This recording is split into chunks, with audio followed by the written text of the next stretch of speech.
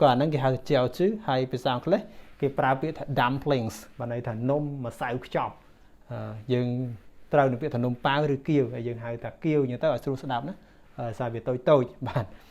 អញ្ចឹងសម្រាប់ពាក្យ dumplings យើងយកមកបង្កើតប្រយោគមក I have not eaten dumplings before I really want to try their taste បាទ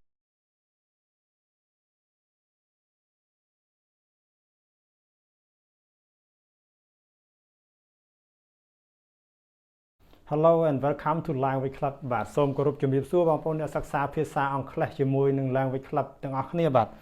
សូមស្វាគមន៍មកកាន់ Club ភាសារបស់យើងបាទអរគុណច្រើនសម្រាប់ការគាំទ្រជួយ Subscribe YouTube Channel របស់យើងជួយ Like ជួយ Share វីដេអូពី Page Facebook របស់យើងបាទហើយសម្រាប់បងប្អូនដែលទើបតែឃើញវីដេអូមេរៀនរបស់យើងថ្មីបាទសូមកុំភ្លេចជួយ Like ជួយ Share ពី Page Facebook របស់យើងផងដើម្បីចែករំលែកមេរៀនវីដេអូ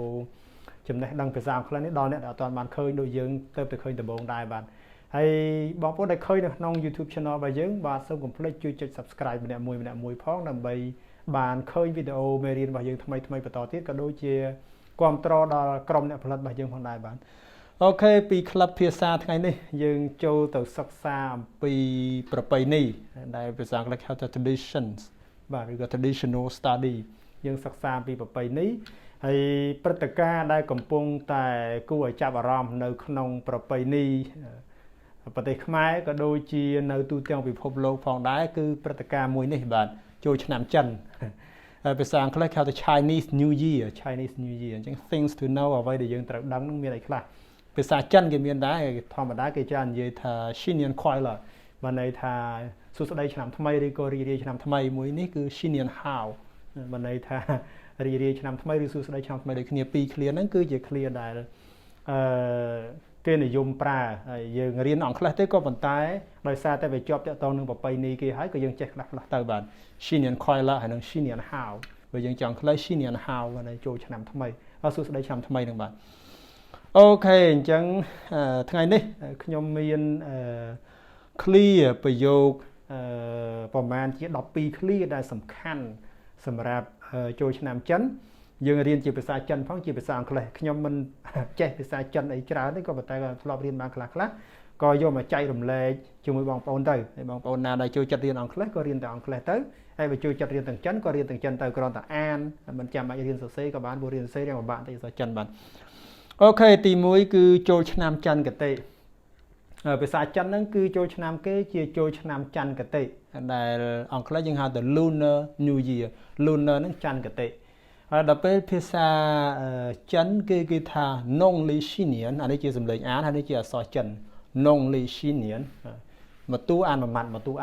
អញ្ចឹងគេអានយ៉ាង Nongli Xinian បានន័យថា Xinian នេះឆ្នាំថ្មីហើយ Nongli នេះគឺច័ន្ទគតិរបស់គេអញ្ចឹង Lunar New Year បានន័យថាចូលឆ្នាំច័ន្ទគតិឬក៏ចូលឆ្នាំថ្មីបាទចូលឆ្នាំបែបចិនបាទខ្មែរយើងមិនចូលឆ្នាំតាមបែបច័ន្ទគតិហ្នឹងទេពីដើមចូលតាមហ្នឹងក៏តែលើយើងដូរបាទអូខេអញ្ចឹង Lunar New Year ដែលភាសាចិនថា Nongli Xinian ហ្នឹងយើងយកពាក្យ Lunar New Year ហ្នឹងមកបង្កើតប្រយោគមួយមកបាទ This year Lunar New Year is in January បាទ This year Lunar New Year is in January បានន័យថាឆ្នាំនេះចូលឆ្នាំច័ន្ទគតិឬចូលឆ្នាំបែបចិនហ្នឹងនៅក្នុងខែមករាបាទអញ្ចឹង Lunar New Year ចូលឆ្នាំច័ន្ទគតិទី1បាទទី2គឺចិនគេចូលចិត្តហៅចូលឆ្នាំរបស់គេពិធីថាពិធីរដូវផ្ការីកជាបរិបទវប្បធម៌របស់គេអាចហៅពាក្យផ្សេងពីពាក្យថាឆ្នាំថ្មីគឺគេហៅថាពិធីរដូវផ្ការីកដែលភាសាអង់គ្លេសយើងនិយាយថា Spring Festival Spring ហ្នឹងគឺរដូវផ្ការីកហើយ Festival គឺជាពិធីហើយភាសារបស់គេមានពាក្យពីរម៉ាត់ដែរគឺ Chunjie បាទ Chunjie ឈុននេះគឺរដូវផ្ការីកហើយជានេះគឺពិធីអញ្ចឹងឈុនជាពិធីរដូវផ្ការីកគឺសំដៅដល់ចូលឆ្នាំចិននឹងតែម្ដងបាទអញ្ចឹង Spring Festival ដែលយើងរៀនហើយខ្មែរយើងហៅថាពិធីរដូវផ្ការីកគឺជាពិធីចូលឆ្នាំចិនបាទអូខេយើងបង្កើតប្រយោគមក Spring Festival is an important holiday in China បាទSpring Festival ហ្នឹងគឺជាពិធីទិវាឈប់សម្រាកក៏បានទិវាសម្រាកដ៏សំខាន់នៅក្នុងប្រទេសចិន Spring Festival ហ្នឹងគឺជាពិធីឈប់សម្រាកដ៏សំខាន់ក្នុងប្រទេសចិនមានន័យថាឈុនជារបស់គេហ្នឹងបន់ចូលឆ្នាំចិនហ្នឹងគឺគេប្រើពេលឈប់សម្រាកសំខាន់ណាស់ ទៅតាមបរិបទវប្បធម៌របស់គេបើពេញមែនតើចូលឆ្នាំដល់ទៅ16ថ្ងៃឬកន្លះខែអានឹងជាបរិបទវប្បធម៌របស់គេបាទអូខេអញ្ចឹងអ្វីដែលយើងសិក្សាក្នុងទីនេះគឺពិធីរដូវផ្ការីនេះហៅថា Spring Festival បាទឈិនថាឈុនជាអូខេបន្តទៅទៀតទី3គឺយើងនិយាយថា Happy New Year ដូចដែលឃើញនៅក្នុងខាងលើ highlight នៅក្នុងម៉ុងសាយនឹងម្ដងហើយបាទគឺយើងនិយាយថាសួស្តីឆ្នាំថ្មីឬក៏រីករាយឆ្នាំថ្មីអង់គ្លេសថា Happy New Year យើងអាចប្រើពាក្យនឹងបានដែរ Happy New Year សម្រាប់ចូលឆ្នាំចិនក៏ប៉ុន្តែភាសាចិនគេមានដែរ Xin Nian Kuai-le បាទ Xin Nian Kuai-le ឬក៏យើងនិយាយថា Xin Nian Hao បាទ Xin Nian Kuai-le នេះរឿងបានបន្តិចព្រោះសំឡេងស្រៈវា2ជាន់គ្នាស្រៈ U ហើយស្រៈ A ហើយ I ទៀត3តង់ជាន់គ្នាអញ្ចឹងគេអាន Kuai Xin Nian Kuai-le Xin Nian Kuai-le ហើយថារីករាយឆ្នាំថ្មីឬក៏សួស្តីឆ្នាំថ្មីអង់គ្លេសថា Happy New Year ខ្ញុំជឿថាអ្នកទាំងអស់គ្នាចេះពាក្យ Happy New Year យូរហើយបាទរៀនពាក្យចិនថែមមួយម៉ាត់ទៀតទៅបាទអូខេ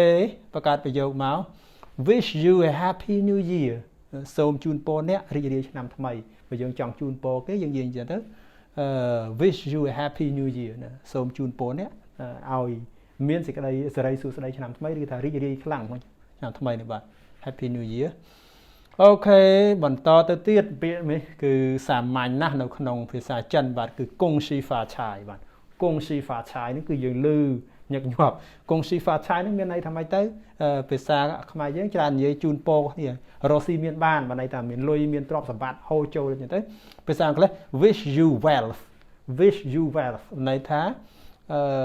បំណងប្រាថ្នាឬក៏ថាជូនពរឲ្យអ្នកមានទ្រព្យសម្បត្តិបាទ wealth នេះគឺទ្រព្យសម្បត្តិ wish នេះមានន័យថាជូនពរអញ្ចឹង wish you wealth ន័យថាជូនពរឲ្យអ្នកមានទ្រព្យសម្បត្តិខ្មែរយើងថារកស៊ីមានបានជូនពរឲ្យរកស៊ីមានបានអញ្ចឹងជាភាសាចិនគឺគេនិយាយគងស៊ីហ្វាឆាយគងស៊ីហ្វាឆាយខ្ញុំជឿថាបងប្អូនខ្មែរជួនកាលលើកពាក្យគងស៊ីហ្វាឆាយគងស៊ីហ្វាឆាយនេះស្មើថាគងស៊ីហ្វាឆាយនឹងចូលឆ្នាំថ្មី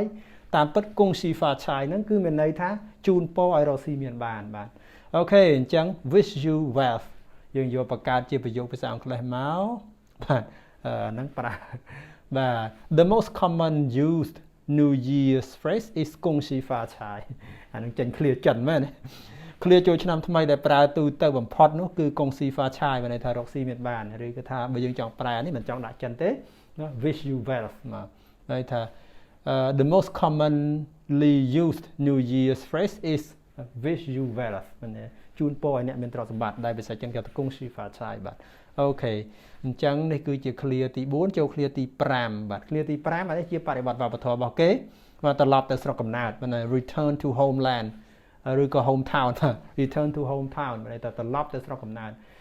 ជាបរិបទវប្បធម៌របស់ចិនគឺគេច្រើនតែជួបជុំគ្នានៅពេលរដូវចូលឆ្នាំចិនរបស់គេនឹងបាទអាហ្នឹងភាសាចិនគេហៅថាហួយឡៅជាបាទហួយឡៅជាហួយឡៅជាបាទន័យថាត្រឡប់ទៅផ្ទះចាស់ផ្ទះដែលធ្លាប់នៅពីមុនបាទហួយឡៅជាត្រឡប់ទៅស្រុកកំណើតបាទត្រឡប់ទៅស្រុកកំណើតត្រឡប់ទៅលេងជួបជុំគ្រួសារអីជាដើមបាទreturn to homeland ឬក៏ថា going back to homeland ក៏បានបាទអូខេយើងយកពាក្យហ្នឹងទៅប្រើបង្កើតប្រយោគមក This year is the first year returning to my hometown sorry not homeland since I've grown up បាទឆ្នាំនេះជាឆ្នាំដំបូងដែលត្រឡប់ទៅស្រុកកំណើតតាំងពីខ្ញុំធំដឹងក្តីមកគាត់កើតនៅកន្លែងហ្នឹងគាត់ធំដឹងក្តីនៅកន្លែងផ្សេងហើយគាត់អណ្ដែបានទៅលេងស្រុកកំណើតដែលមានជីដូនជីតាគាត់នៅឯងអញ្ចឹងឆ្នាំនេះទៅជួបជុំគ្នាមានជីដូនជីតាពូមៀមីងផងអញ្ចឹងទៅគាត់និយាយបែបរីករាយទៅបាទ returning to my hometown បាទត្រឡប់ទៅស្រុកកំណើតរបស់ខ្ញុំបាទអូខេបន្តទៅទៀតបាទទី6គឺ dumplings ភាសាអង់គ្លេសគេហៅថា jiaozi តាមពិតខ្ញុំថានំប៉ាវអញ្ចឹងទៅតែតាមពិតមាននំប្រភេទទៀតដែលតូចៗគេហៅថាគៀវហ្នឹងជាប្រភេទនំរបស់ចិនដែលជាខ្ញុំដាក់រូបមកបង្ហាញផងទៅជានំម្សៅហើយគេវិចដូចមានកញ្ចប់ចងគួយនៅខាងចុងបើសិនបើធ្វើតូចយើងចាំជាកោះញ៉ាំមានបន្លែមានសាច់អីនៅខាងក្នុងអាហ្នឹងគេហៅថាគៀវតែបើសិនបើគេធ្វើធំទៅជានំប៉ាវវិញភាសាអង់គ្លេសមានពាក្យមួយគឺ dumplings ជានំម្សៅខ្ចប់បាទ dumplings ហ្នឹងគឺនំម្សៅខ្ចប់អញ្ចឹងអ្វីដែលយើងរៀនភាសាអង់គ្លេសគឺ dumplings ដែលយើងអាចហៅថានំប៉ាវក៏បានហៅថាគៀវហ្នឹងក៏បានបាទតែជាទូទៅសាមញ្ញបំផុតហ្នឹងគឺគៀវនេះប្រហែលជានិយមជាងចៅជឺនេះវាគៀវនេះប្រហែលជាហៅតាមភាសារបស់ chân cả tăng mấy con đang khi mà đang đại khi mà chết chân cả tăng khi mà riêng bây giờ chân cũng người bạn tại còn năng cái hai treo chứ hay bây giờ cái pra biết dumplings và này thành nôm mà xài chọc dừng trâu được biết thành nôm bao rồi kêu dừng hai ta kêu như tao ở sưu đạp đó sao việc tôi bạn chẳng sầm ra bị dumplings nhưng màประกาศประโยคมา I have not eaten dumplings before I really want to try their taste បាទខ្ញុំមិនដែលបានញ៉ាំគៀវនឹងពីមុនមកទេខ្ញុំពិតជាចង់ភ្លក់រសជាតិវាណាមិនដែលបានញ៉ាំគៀវឬក៏នំប៉ាវបែបចិនគេចាំចកញ៉ាំទេ dumplings បាទហ្នឹងអ្វីដែលយើងសិក្សាជាបរិបទវប្បធម៌របស់គេបាទអូខេបន្តទៅទៀតទី7គឺសាមញ្ញបំផុតស្រោមសមុទ្រក្រហមយើងហៅថាអាំងប៉ាវmàយើងហៅអាំងប៉ាវទៅភាសាចិនគេហៅថាហុងប៉ាវបាទហុងប៉ាវបាទ red envelope អានេះគេប្រែតាមខ្លឹមសារមក red envelope នៅតែស្រោមសមុទ្រក្រហមខ្មែរយើងហៅអាំងប៉ាវចិនគេហៅហុងប៉ាវបាទហុងប៉ាវអញ្ចឹងអាំងប៉ាវស្រោមសមុទ្រក្រហមនេះ red envelope អង់គ្លេស red envelope នេះយកមកបង្កើតប្រយោគមក It's almost New Year's I'll give you a red envelope បាទចិត្តចូលឆ្នាំចិនហើយចិត្តចូលឆ្នាំថ្មីហើយខ្ញុំនឹងជូនអាំងប៉ាវអ្នកបាទអាំងប៉ាវគឺ red envelope សម្បត្តិស្រោមសមុទ្រក្រហមគឺអាំងប៉ាវបាទអូខេបន្តទៅទៀតទី8គឺ to set off firecrackers បាទន័យថាអុចផាវធ្វើឲ្យផាវផ្ទុះពងប៉ាំងយើងហៅអុចផាវ to set off firecrackers បាទ set off នេះន័យថាអុចបំផ្ទុះហើយ firecrackers ហ្នឹងគឺផាវជាភាសាអង់គ្លេសគេនិយាយថា fang pian pow បាទ fang pian pow បាទ fang pian pow បាទ pow នោះប្រហែលជាយើងខ្ចីពាក្យពីចិនមកប្រើដែរមិនមែនជាពាក្យរបស់យើងទេព្រោះយើងអត់មានឧបករណ៍ឬក៏របស់ប្រើប្រាស់បែបហ្នឹងទេតែនឹងយើងយករបស់គេមកយើងអានតាមគេយើងអញ្ចឹងភាសាអង់គ្លេសថា to set off firecrackers បានន័យថាអុចផាវឲ្យផ្ទុះបាទភាសាចិនគឺថា fang pian pow បាទអូខេអុចផាវយើងបង្កើតប្រយោគសម្រាប់ពាក្យហ្នឹងគឺ when speaking of New Year's people will automatically think of setting off firecrackers បាទនៅពេលនិយាយពីចូលឆ្នាំចិនចូលឆ្នាំថ្មីរបស់ចិនណាមនុស្សនឹងគិតពីរឿងអុចផាវដោយស្វ័យប្រវត្តិព្រោះរឿងអុចផាវវាមានតែនៅពេលចូលឆ្នាំចិនមួយអញ្ចឹងតែកន្លែងណាមានជនជាតិចិនតែឮផាវឬអីហ្នឹងគឺគេថាអូចិត្តចូលឆ្នាំចិនហើយបាទអញ្ចឹងអុចផាវបាទ setting off firecrackers បាទអូខេបន្តទៅទៀតទី9គឺនៅយប់ជ្រៅឬក៏នៅពេញមួយយប់អានេះជាពិធីប្រពៃណីដូចចូលឆ្នាំសកលដែរភាគច្រើនជនជាតិអឺរ៉ុបគេចូលចិត្តនៅអានេះគេហៅថា New Year's Eve ន័យថាល្ងាចឬក៏ប្រលប់មុនចូលឆ្នាំថ្មីនេះគេនៅតាំងពីក្បាលប្រលប់រហូតដល់ពាក់កណ្ដាលទៀតឬក៏ជួនកាលគេនៅទល់ព្រឹកអញ្ចឹងអាហ្នឹងភាសាអង់គ្លេសគេថា staying up until midnight ឬក៏ all night ភាសាខ្លីគេនិយាយទៅ virgil បាទយើងអាចនិយាយខ្លីបាន virgil បានន័យថានៅដល់ពាក់កណ្ដាលទៀតឬក៏ម្លងអាត្រៀតក៏បានអញ្ចឹង staying up until midnight or all night ឬក៏ staying up all night ឬក៏និយាយខ្លីទៅ virgil ហ្នឹងយើងអាចប្រើប្រាស់បានទាំងអស់បាទអូខេភាសាអង់គ្លេសគេថា show year បាទ show year ហ្នឹងជាភាសារបស់គេណាបាទតែយើងរៀនអង់គ្លេសបានគឺ staying up until midnight បានន័យថានៅដល់ពាក់កណ្ដាលទៀតឬក៏ all night ឬក៏ពេញមួយយប់ឬក៏យើងនិយាយពាក្យខ្លីមក virgil អូខេយើងបង្កើតប្រយោគមក many Chinese people have the habit of holding a New Year's virgil បាទជនជាតិចិនភាគច្រើនមានទម្លាប់នៅចាំទទួលឆ្នាំថ្មីដល់យប់ជ្រៅបាទ holding New Year's virgil បានន័យថានៅដល់យប់ជ្រៅចាំទទួលឆ្នាំថ្មីអាហ្នឹងជាទម្លាប់របស់ជនជាតិចិនជាបរិបទវប្បធម៌របស់គេយើងរៀនអង់គ្លេសយើងចេះវប្បធម៌គេបាទអូខេបន្តទៅទៀតទី10គឺដូចក្នុងរូបបង្ហាញខាងដើមអញ្ចឹងគឺ lion dance បាទន័យថាម៉ុងសាយជារបាំរំរែកម្យ៉ាងក៏ប៉ុន្តែមានរូបតោ